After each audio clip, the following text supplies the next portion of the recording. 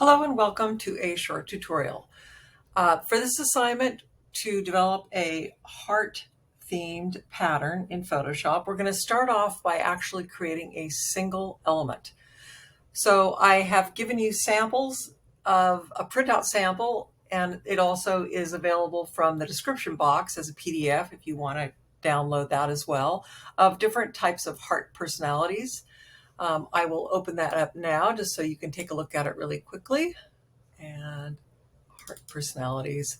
So I do want to touch on the fact that the heart shape exists in an infinite number of iterations and personalities. So this is your chance to express yourself and your version of what a heart would look like for this assignment.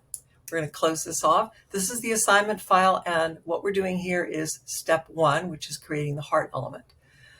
I do want to point out that I do have included in the assignment some brushes that you can load in. They're just basic red pens.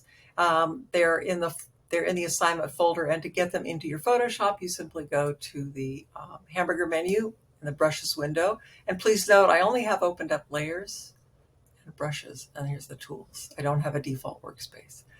So to get those brushes in, I've already loaded them in my software.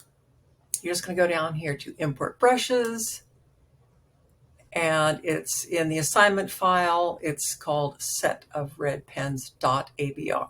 And so you click on that, and that's how you get that to load in. So for this quick demo, I'm just going to show you that if you were to get into, like, say, the large red pen, and you can, this is just a tool for you to use or not use. You can change the color of this, but they're in there just to help you get started if it is of value. I'm going to go to the vertical symmetry tool, and it will immediately pop into the center. I'm going to hit return, and now I can create a heart element. And I only have to draw one side of it, which is super useful. Now I want to point out, okay, if you want to change the color and go to a fine red pen, you could, oops, I want to change the color of this to black, and you could do this, whatever you want, but you want to spend some time in this. These assignments are not meant to be knocked out quickly.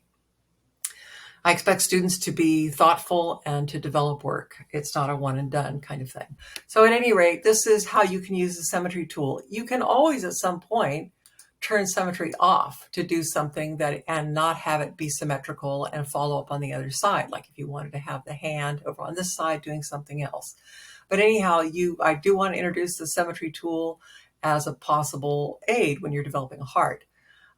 Let's just turn that off though, and let's pretend that this is what you developed. So at this point, once you've developed this, you're going to move on to step 2, and that will be watchable in the next video.